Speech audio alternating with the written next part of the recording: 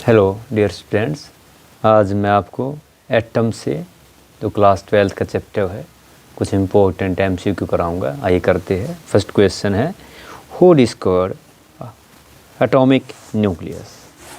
Atomic nucleus को किसने discover किया? तो एटॉमिक न्यूक्लियस को डिस्कवर किसने किया था? रदरफोर्ड ने किया था, by Rutherford scattering experiment, Rutherford. Next question है, an alpha particle is. Alpha particle जो होता है इसको हम कैसे रिप्रेजेंट करते हैं? वैसे तो हीलियम हम कहते हैं हीलियम है, लेकिन हीलियम एटम और अल्फा पार्टिकल के अंदर अंतर क्या है? इसके अंदर क्या होते हैं? हीलियम के अंदर 2 प्रोटॉन, 2 न्यूट्रॉन, 2 इलेक्ट्रॉन होते हैं। यानी हीलियम के अंदर क्या होते हैं? 2 प्रोटॉन, 2 इलेक्ट्रॉन और 2 न्यूट्रॉन होते हैं।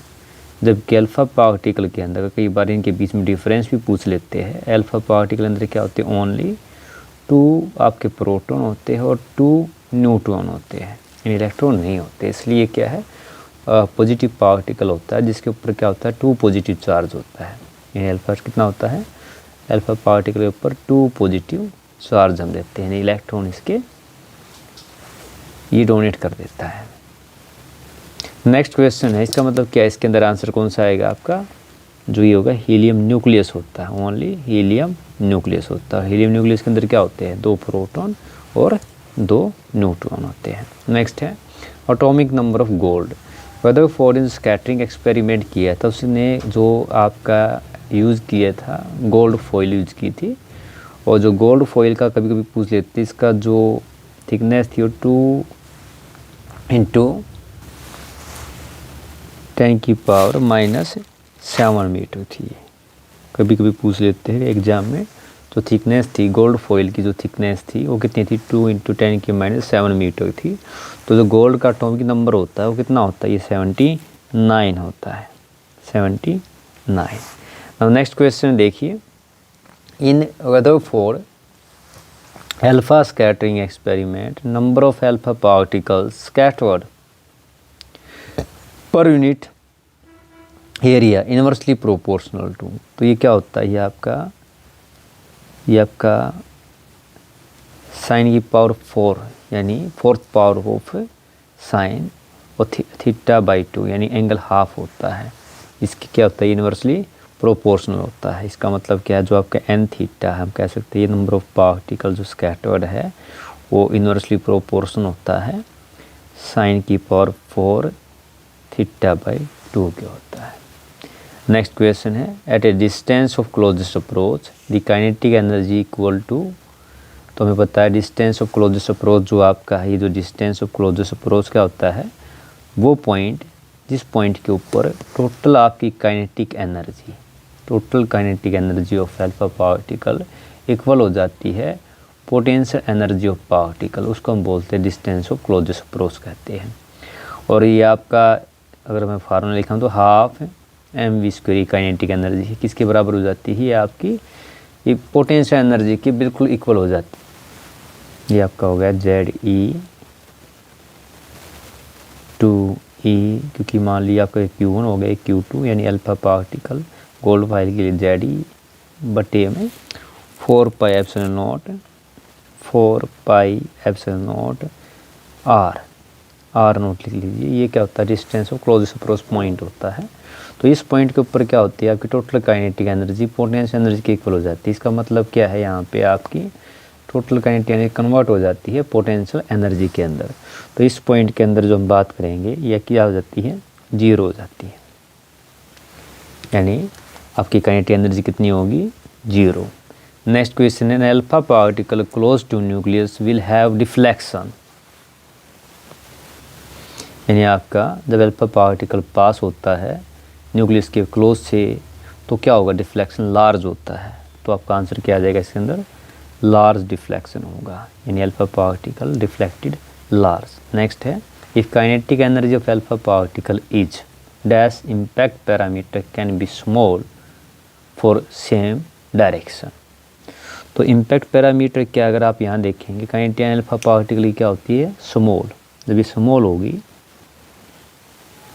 स्मॉल, तो इसके अंदर जो हमारा आंसर आएगा स्मॉल इम्पैक्ट पैरामीटर तो kinetic energy of alpha particle जब स्मॉल होती है तो impact parameter can be small होता है फॉर सेम डिफ्लेक्शन के लिए।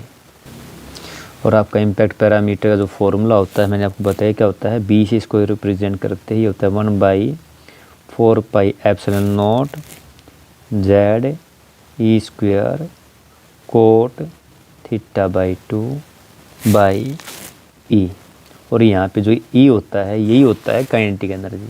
यहाँ पे जो आपका ई है ये काइनेटिक एनर्जी के इक्वल होता है। अब आप देखिए तो इसने क्या कहा, काइनेटिक एनर्जी ऑफ पार्टिकल भी स्मॉल होगा, ये देखो ना, तो impact parameter can be small. Now next question देखिए, almost entire mass of atom are concentrated. तो आपका जो टोटल मास है आपका एटम का मानते हैं ये कहाँ कंसंट्रेट होता है, न्यूक्लियस के अंदर होता है। रदरफोर्ड ने एक्सपेरिमेंट किया तो उसने क्या किया, whole mass and all positive charge. अगर बात करें इंटायर मास का, यहाँ पे अगर आपका चार्ज भी आ जाता है पॉजिटिव चार्ज, ये दोनों की दोनों चीज़ अगर ये आती है, होल क्या होता है कंसंट्रेटेड होता है, ये सेंट्रल हार्ड को जिसे हम क्या कहते हैं न्यूक्लियस कहते हैं। नेक्स्ट क्वेश्चन है, the size of nucleus is of 4। तो जो साइज ऑफ न्यूक्लियस होता है यहाँ पे ऑप्शन में अगर आप देखेंगे ये 1 फर्मी है, ये 10 की पावर 15 के होता है। लेकिन अगर कई बार जो एग्जाम के अंदर आपका क्या है एक रेंज दे देते हैं, अगर रेंज में पूछ लिया जाए तो आपको क्या लिखना है, ये मिलेगा आपको 10 की -14 मीटर टू 10 की -15 मीटर। यानी ये आपका जो साइज़ होता है न्यूक्लियस का वो 4 होता है, 10 की -14 मीटर टू 10 की -15 मीटर। तो ये हमारे पास जो ऑप्शन दिया गया था ये था 10 की -15 मीटर। और ये किसके बराबर होता है, 1 फर्मी बोलते इसको, 1 फर्मी इस तरह भी आ सकता है। तो 1 फर्मी क्या होता है, 10 की -15 मीटर होता है। नेक्स्ट है आपका देखिए, total energy of an electron in hydrogen atom is.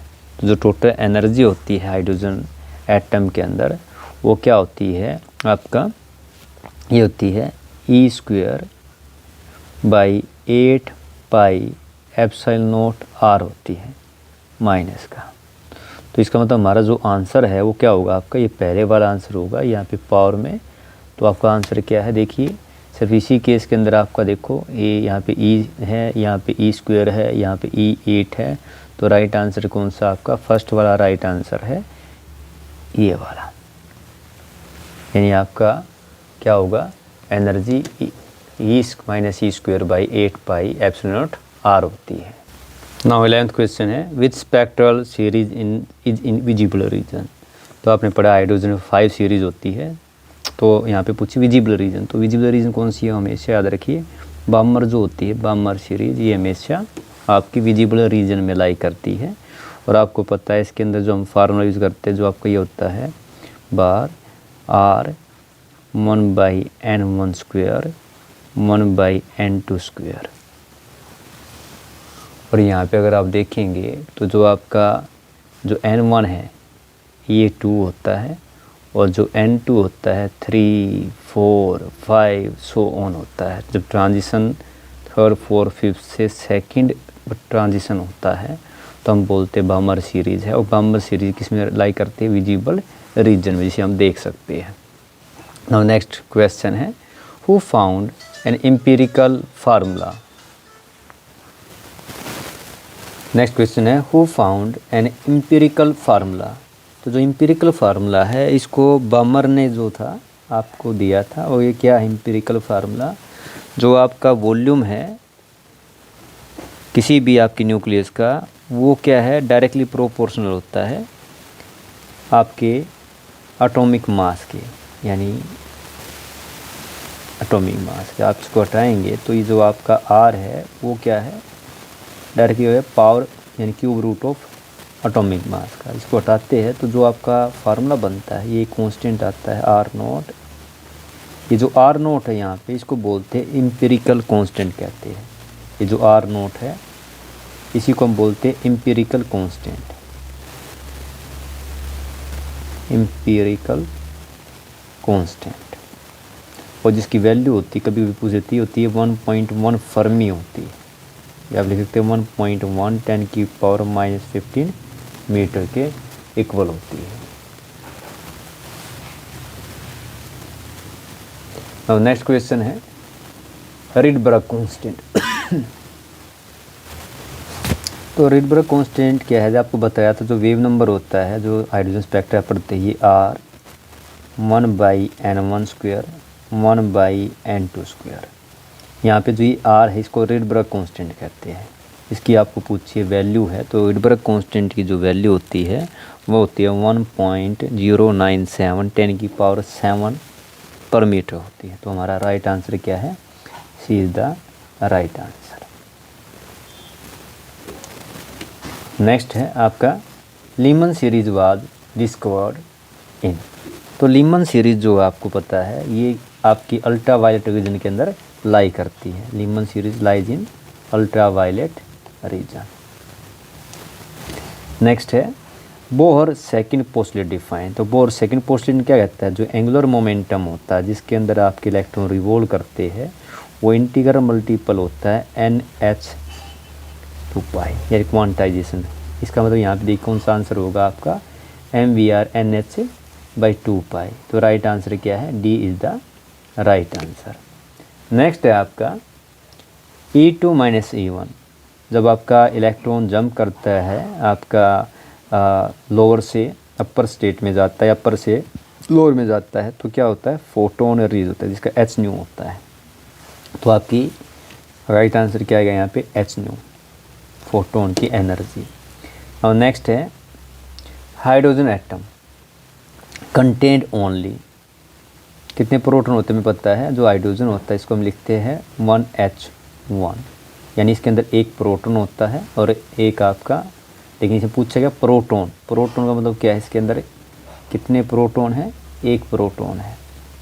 तो आंसर क्या आएगा, 1। तो radii of stationary orbit are directly proportional to. तो रेडियस जो होता है आपका बोर ऑर्बिट के अंदर हम बात करते हैं वो डायरेक्टली प्रोपोर्शनल होता है n² के। तो B is the right answer. इसका फार्मूला भी आप याद रखिए। तो फार्मूला जो होता है आपका जो आपका रेडियस आता है, बोर रेडियस जो होता है ये होता है n² h² 4π² m k, या आप ले सकते हैं k क्या होता है यहाँ पे 1/4π है। तो आपका ये e² इंटू में k ये होता है, जहाँ पे k क्या है, ये आपका है 1/4π। नेक्स्ट क्वेश्चन है वैल्यू ऑफ प्लैंक्स कांस्टेंट। तो जो आपने पढ़ा, जो फोटोन होता है, फोटोन की जो एनर्जी है जो इलेक्ट्रॉन को इजेक्ट करता है, या जो आपका, तो ये H न्यू का फ्रीक्वेंसी है। तो इसका जो राइट आंसर होता है 6.6 10⁻34 joule per second. C is the right answer. तो यहाँ पे आप देखेंगे ये जूल पर सेकंड है, ये जूल पर, तो यहाँ पे क्या होता है एनर्जी, अगर आप देखेंगे ये क्या है यहाँ पे, ये आपका जूल पर सेकंड है। और आप यहाँ देखेंगे तो ये क्या आपका जूल सेकंड है, क्योंकि हमें पता है H क्या होगा यहाँ पे आपका, ये हो गया E/न्यू, और न्यू क्या होता है 1/T। ये कितना हो गया आपका ET, इसको जूल में माप, इसको सेकंड में, तो ये क्या बनेगी इसकी जूल सेकंड। तो 6.6 10⁻34 जूल सेकंड इसकी यूनिट होगी। नेक्स्ट है size of first orbit of hydrogen atom is. तो जो साइज होता है first orbit of hydrogen atom उसको हम बोहर रेडियस कहते हैं, और ये कितना होता है आपका, इसको हम बोलते हैं 0.529 एंगस्ट्रॉम, इसकी यूनिट एंगस्ट्रॉम। और हमें पता है 1 एंगस्ट्रॉम किसके बराबर होता है, ये होता है 10⁻⁻10 मीटर के इक्वल होता है। तो राइट आंसर क्या होगा आपका, C will be the right answer. तो ये आपका आंसर हो गया ये वाला। नेक्स्ट है the frequency of electron in bore stationery orbit, ये आपको निकालना है। तो आपका इसके अंदर आपके 4 ऑप्शन दिए गए हैं। तो आपका जो फ्रीक्वेंसी होता है आपका KZN, इसके तो NHR होता है। तो राइट आंसर क्या होगा आपका, ये वाला आंसर है आपका बी राइट आंसर होगा। आपको मैं यहाँ भी लिख देता हूँ। जो आपकी फ्रीक्वेंसी होती है ये होती है आपकी frequency K Z E square by N H R होती है। अगर ये सारी वैल्यू आप इसके अंदर रखेंगे तो जो वैल्यू आएगी आपकी ये अगर याद होता है 6.57 10 की पावर 15 रोटेशन होती है, 15 रोटेशन पर सेकेंड RPS। तो ये आपका जो फ्रीक्वेंसी होती है 6.57 10 की पावर 15 रोटेशन पर सेकेंड होती है। नाउ नेक्स्ट क्वेश्चन है, देखिए energy of electron in stationery orbit, ये आपको निकालना है। तो आपकी जो एनर्जी होती है फर्स्ट आप स्टेशनरी ऑर्बिट के अंदर ये आएगा आपका answer, D is the right answer. क्या होती है, ये होती है घटा 13.6 by N square electron volt होती है। तो D is the right answer. तो ये क्या है, थर्ड बोर रेडियस। आपको पता है कि हमारा जो भी आपका रेडियस होता है वो जिसका भी आपको निकालना हो तो उसके लिए आप ये डायरेक्टली प्रोपोर्शन था पीछे एन स्क्वायर के, या आप याद कर सकते हैं कि आपका जो आर है किसी का भी पूछे आपसे इसको याद कर लिए 0.529 एन स्क्वायर, वही एंगस्ट्रॉम के अंदर होता है। तो अब यहाँ पे पूछा थर्ड ऑर्बिट, देखिए कौन सा है थर्ड ऑर्बिट। तो थर्ड का ऑर्बिट कितना आएगा आपका, अगर आप यहाँ देखेंगे ये आ जाएगा आर आपका थर्ड का 0.529 इंटू में 3 का स्क्वायर है। तो 3 का स्क्वायर कितना आ गया 9, इसको 9 से मल्टीप्लाई करेंगे तो देखिए आप 9 में 81, 9 दूनी 18, 26, 9 पंजे 45, 2 47। अब डेसिमल लगाओगे तो कितना आएगा 4 पॉइंट यहाँ पे लगेगा एंगस्ट्रॉम। तो आप चेक कीजिए, देखिए हमारे आंसर जो है इसके अंदर सही आपका ऑप्शन कौन सा है, A is the right answer, ये will be the right answer. Next है ionization potential of hydrogen atom. तो आयनाइजेशन पोटेंशियल जो होती है हाइड्रोजन एटम की कितनी होती है आपको ये बताना है। तो देखिए आयनाइजेशन एक होती है एनर्जी। आयनाइजेशन एनर्जी क्या होती है, वो एनर्जी जो आपको रिक्वायर्ड होती है इलेक्ट्रॉन को इजेक्ट करने के लिए। और आयनाइजेशन पोटेंशियल क्या होती है, ये वो पोटेंशियल होती है ionization potential minimum accelerating potential. अगर आप डिफाइन करें मिनिमम क्या होती है, minimum accelerating potential, accelerating potential जो प्रोवाइड कराती है, प्रोवाइड सफिशिएंट, भाई आपकी सफिशिएंट एनर्जी लगा लीजिए आपकी ये, ठीक है ना, provide sufficient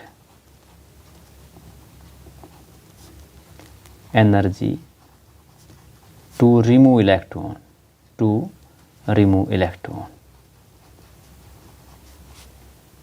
from atom. Atom से इलेक्ट्रॉन को निकालने के लिए सफिशिएंट एनर्जी प्रोवाइड करे। तो आयनाइजेशन एनर्जी कितनी होती है, आयनाइजेशन जो एनर्जी होती है, आयनाइजेशन एनर्जी इलेक्ट्रॉन को निकालने के लिए कितनी होती है, घटा का आपको पता है 13.6, अगर हम बात करें 13.6 इलेक्ट्रॉन वोल्ट होती है। तो बिल्कुल सेम इतनी आपको क्या चाहिए इसको निकालने के लिए, वोल्टेज में, क्योंकि पोटेंशियल बोल रहा है तो पोटेंशियल किस में होती है, वोल्ट में होती है। तो राइट आंसर क्या होगा आपका, D will be the right answer. Potential पूछी है, अगर एनर्जी पूछते तो हम लिखते इलेक्ट्रॉन वोल्ट में। नेक्स्ट क्वेश्चन है value of fine structure constant alpha. हमें पता है आपको कि आपका जब वेलोसिटी निकालते हैं, वेलोसिटी इलेक्ट्रॉन की इन बोर स्टेशनरी ऑर्बिट के अंदर, तो वो कितनी आती है आपकी, ये आती है आपकी velocity 2 pi K Z E square by NH आती है, NH। और इसको मैं क्या करूँ, ऊपर नीचे C से मल्टीप्लाई कर दूँ, ऊपर नीचे C से मल्टीप्लाई कर दूँ, तो मैं इसको लिख सकता हूँ ऐसे। तो जो वेलोसिटी है वो क्या, इसको मैं लिख सकता हूँ आपका अल्फ़ा, ये जो आपका अल्फ़ा लिखा है इसको हम फाइन स्ट्रक्चर कांस्टेंट कहते हैं C/N। तो अगर आप देखेंगे इसको मैं अगर सेपरेट कर दूँ तो जो आपका अल्फ़ा है, इस अल्फ़ा का जो मान आएगा, ये जो अल्फ़ा है इसका मान जो आता है ये आता है 2 pi K Z E square, और नीचे अगर आप देखेंगे ये आपका क्या बचा, ये इधर आ गया एन, तो सी एच। तो जो फाइन स्ट्रक्चर कांस्टेंट होता है ये होता है 2 pi K Z E square by C H होता है, जिसकी वैल्यू कितनी होती है 1/137 होती है। और अगर आप ये देखेंगे तो लगभग जो ये वेलोसिटी आएगी, अगर मैं यहाँ रख देता हूँ, अगर आपका एन का मान, मैं जेड का मान 1 रख देता हूँ, तो जो फर्स्ट ऑर्बिट के अंदर जो हाइड्रोजन की जो वेलोसिटी होती है इलेक्ट्रॉन की, जब आपका यहाँ पे अगर मैं लिखूँ आपका, जब जेड आपका 1 हो और जब आपका एन कितना हो 1, अगर मैं इसके अंदर रख देता हूँ, तो जो वैल्यू आएगी वो आएगी लगभग 2.210⁶ मीटर पर सेकेंड। ठीक है, ये आती है, और ये लगभग इसके बराबर होती है, ये आपकी 1/137 वेलोसिटी ऑफ लाइट के बराबर होती है। इसका मतलब क्या, फर्स्ट जो स्टेशनरी ऑर्बिट उसके अंदर एनर्जी होती है इलेक्ट्रॉन की, वो 1/137 टाइम्स होती है velocity of electron in velocity of light के बराबर होती है। नाउ नेक्स्ट क्वेश्चन है, देखिए आपका विच वन इज इनकरेक्ट। तो ये जो फर्स्ट वाला देखिए आपकी ये B equal to Z square cot theta by 2 4πε0 1/2 mv square, ये होता है इम्पैक्ट पैरामीटर, मैंने आपको बताया था। अब आपका जो सेकंड वाला है ये है Bohr radius Z E 2e by 4πε0 half mv square, ये भी ठीक है। ये है टोटल एनर्जी है इलेक्ट्रॉन की -c² 8πε0r। यहाँ पे क्या है देखिए आपको frequency 2πke by h square, ये रॉन्ग है। तो मैं बता रहा जो फ्रीक्वेंसी का जो फार्मूला होता है वो क्या होता है, ये होता है K Z E square by N H R होता है। इसका मतलब क्या है, आपका आंसर क्या है, ये वाला जो टर्म है ये क्या है, इनकरेक्ट है, रॉन्ग है। नाउ ये देखिए आपका इधर वाला ये टर्म क्या आपकी रॉन्ग है। नेक्स्ट क्वेश्चन देखिए क्या है, energy possess by electron for N infinity. और आपको पता है जो एनर्जी होती है वो क्या होती है, घटा 13.6 बाई एन स्क्वायर होती है इलेक्ट्रॉन वोल्ट। जब एन इन्फिनिटी को अप्रोच करेगा, ये इन्फिनिटी को अप्रोच करेगा, तो ये जो टर्म होगी आपकी घटा 13.6 बटे इन्फिनिटी किसको अप्रोच करेगी, आपको पता है 0 के बराबर होता है, क्या आएगा 0। तो राइट आंसर क्या होगा आपका, A is the right answer. Energy possessed by electron in by N electron for N infinity कितनी होगी, 0 होगी। और नेक्स्ट क्वेश्चन है the ground state energy of electron. Ground state energy of electron lithium के लिए 3Li7 है। आपको इसके लिए निकालना है। अब लिथियम जो है आपका, हमें पता है अगर जनरल फार्मूला जो एनर्जी का होगा ये याद रखिए होते हैं घटा 13.6, ये वाला जो यूज़ किया था यहाँ पे N1 रखा था हाइड्रोजन के लिए था, और अदर कोई हो तो उसके लिए हम यूज़ करते हैं घटा 13.6, आपका ये जेड स्क्वायर होता है, और बाई में क्या है आपका एन स्क्वायर इलेक्ट्रॉन वोल्ट होता है। अब अगर यहाँ पे आप जेड का मान देखेंगे, जेड का एटॉमिक नंबर ही कितना 3 है। और अगर आप लिथियम का देखेंगे तो लिथियम क्या है भाई, लिथियम के अंदर मैं बनाऊँगा आपको, मैं यहाँ बना देता हूँ। तो ये आपका लिथियम का न्यूक्लियस है, इसके बाद ये पहले वाला ऑर्बिट, इसके अंदर कितने इलेक्ट्रॉन होते हैं, 2 इलेक्ट्रॉन होते हैं। इसके बाद जो अगला है ये वाला, इसके अंदर 1 इलेक्ट्रॉन होता है। इसका मतलब जो हमारा क्या है, एन कौन सा है आपका 2 है, एन का मान कितना होगा 2 है, एन 2 है, और जेड कितना है 3 है। अगर ये वैल्यू इसके अंदर रखेंगे तो आपका जो आंसर आएगा घटा 13.6 जेड स्क्वायर यानी कि 3 का स्क्वायर यानी 9 आ गया, और आपका एन स्क्वायर कितना है 2 का स्क्वायर कितना आ गया 4 आ गया। आप इसको करेंगे, अगर आप करके देखेंगे तो देखिए कितना आएगा आपका ये, तो आपका जो ई आ गया, ये आ गया आपका घटा 13.6, ये 9 हो गया, और नीचे कितना आ गया 4 आ गया। इसको आपको काटना है। आप इसको करेंगे तो देखिए अगर मैं इससे काट देता हूँ इसको, तो कितना आ गया 4 तिया 12, 4 चौका 16 और ये 9, तो 9 चौक 36, 9 तिया 27, देखिए 9 चौक 36, 9 तिया 27 कितना आ गया 30 आ गया, कैसा घटा का।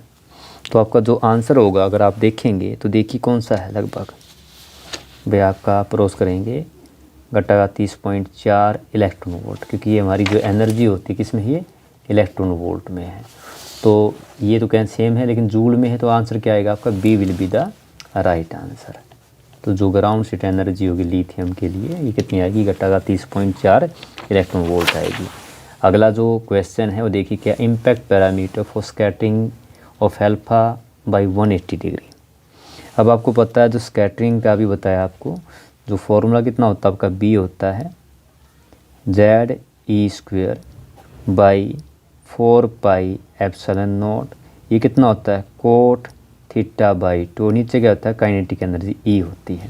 देखिए यहाँ पे हमें एंगल से मतलब देखिए 180 के ऊपर क्या होगा भाई, कोट 180/2 यानी थीटा की तरह कोट 80/2, ये आ गया कोट 90 डिग्री। और कोट 90 डिग्री के ऊपर क्या होता है, ये जो आपकी वैल्यू होती है कितनी होती है, 0 होती है। यानी कोट 90 के ऊपर वैल्यू कितनी होती है, 0 होती है। इसका मतलब बी कितना हो जाएगा, 0। तो इम्पैक्ट पैरामीटर फॉर एंगल जो है 180 डिग्री के ऊपर जब आपके अल्फा पार्टिकल रीबाउंड होता है कितना आता है, बी इक्वल टू 0। तो राइट आंसर क्या होगा आपका, B will be the right answer. अगला क्वेश्चन है देखिए आपका 30 क्वेश्चन है, which one emit photon of highest energy in the hydrogen atom. ये जो क्वेश्चन है आपको ये करना है। तो ये देखिए क्वेश्चन ज़्यादा मुश्किल नहीं है, बड़ा आसान सा है। अगर आपने, मैंने आपको बताया था जो एनर्जी है आप सेपरेटली निकाल सकते हैं भाई। E1 तो आपका क्या घटा 13.6, तो 1 का स्क्वायर कितना आया था आपका, ये घटा का 13.6 इलेक्ट्रॉन वोल्ट। अगर E2 निकालेंगे फार्मूला लगा के तो घटा 13.6 बटे में कितना आ जाएगा, 2 का स्क्वायर यानी 4 आएगा। 4 से भाग करेंगे कितना आएगा, ये 3.4 इलेक्ट्रॉन वोल्ट। E3 निकालेंगे यानी थर्ड ऑर्बिट के अंदर, घटा 13.6 बटे में क्या करेंगे, 9 से करेंगे तो कितना आ गया, 9 1 कम 9, ठीक है। और आपका 9 पंजे 45, तो ये कितना आ गया आपका, घटा का 1.5 इलेक्ट्रॉन वोल्ट आ गया। इसी तरह आप E4 निकालेंगे वो कितना आएगा, घटा 13.6। अगर आप इसको, ये कितना हो गया, 4 का स्क्वायर 16 हो गया, इसको भाग करेंगे तो ये आपका आएगा 0.85 इलेक्ट्रॉन वोल्ट। इसी तरह आप पास करेंगे उसके लिए क्या होता है आपका, फिफ्थ के लिए जो होता है ये घटा 13.6 पाई कितने हो जाएगा, 25 आ जाएगा। इसको जब आप डिवाइड करेंगे तो आपका कितना आएगा, 0.54 इलेक्ट्रॉन वोल्ट आएगा। एक छठा 6 तक पूछा इसने, तो कितना आएगा, घटा 13.6 6 का स्क्वायर कितना हो गया, 36। इसको आप डिवाइड करेंगे आएगा घटा का 0.37 इलेक्ट्रॉन वोल्ट। एक तरीका तो ये वाला है। अब यहाँ पे आप देखेंगे तो देखिए ट्रांजिशन जो है N1 से N2 भाई, आपका एमिट फोटोन ऑफ जो आपका है, तो इसके अंदर अगर आपको फार्मूला पता है या सीधा आप याद कर सकते हैं, ये आपका घटा 13.6 अंदर क्या है, अगर आप बात करें भाई आपका 1N1 स्क्वायर 1N2 स्क्वायर, इसके अंदर भी रख सकते हैं। जब आप ये वैल्यू रखेंगे तो आप देखेंगे, जैसे मान लीजिए हमारा जो ये आपका फर्स्ट लेते हैं तो फर्स्ट के लिए कितना आएगा आपका भाई, 1 के लिए कितना हुआ आपका, अभी पीछे पड़ा है आपने, तो पहले ऑर्बिट के अंदर एनर्जी यहाँ पे देखिए कितनी है, घटा 13.6, तो कितना आ गया, घटा 13.6। और सेकंड की कितनी है ये, तो घटा का 3.4, तो घटा 13.6 जमा में कितना आ गया 3.4, तो घटा का कितना आ गया 10.2 इलेक्ट्रॉन वोल्ट आया, यानी फर्स्ट के लिए। सेकंड के लिए, बी के लिए निकालिए, आपका फर्स्ट के लिए है, सेकंड के निकालेंगे तो देखिए आपका 2 से 6 पे गया है, तो 2 कितनी थी, 2 की थी घटा 3.4 थी, और घटा में 6 की कितनी थी, घटा का 0.37 थी। आप इसको करेंगे घटा 3.4 तो जमा में कितना आ गया 0.37 आप कर सकते हैं। तीसरा जब आप देखेंगे तो देखिए आपका यहाँ कितना आएगा भाई, आपका 2 से देखिए ट्रांजिशन 2 से 1 की तरफ, यानी पहले सेकंड की एनर्जी यानी E2 घटा E1 ऐसे लिख सकते हैं।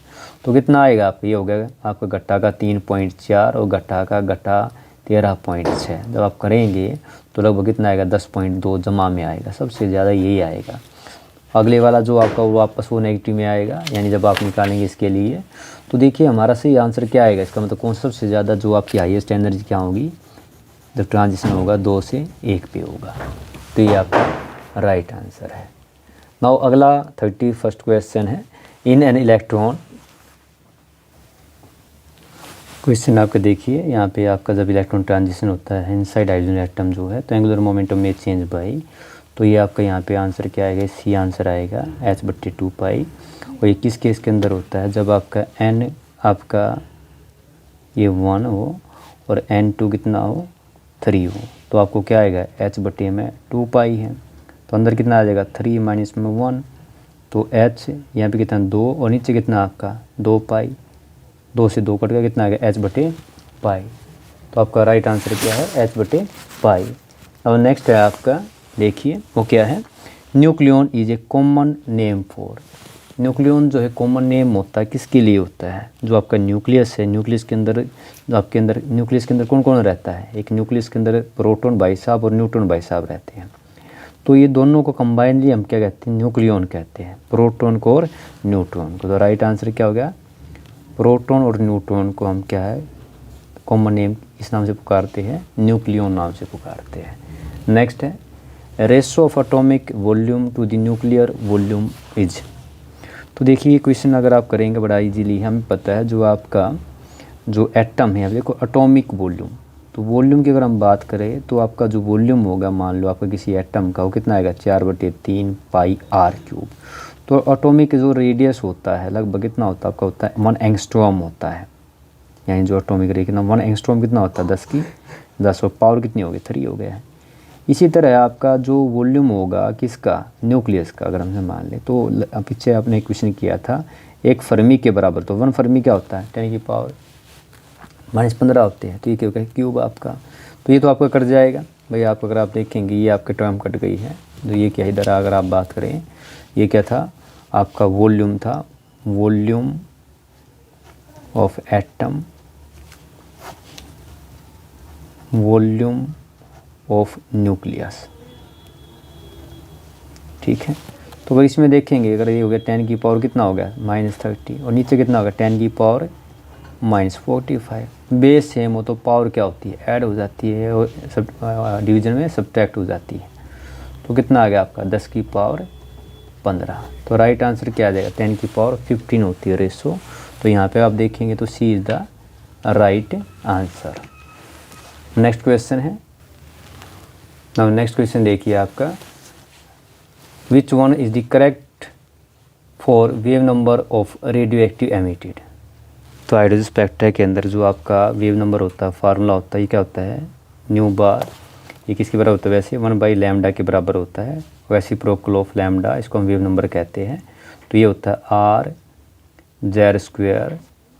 1/n1 का स्क्वायर होता है, 1/n2 का स्क्वायर होता है। तो आपका अगर आप देखेंगे इसके अंदर बिल्कुल राइट आंसर कौन सा आएगा, B will be the right answer. तो ये हमारा आंसर क्या है बी।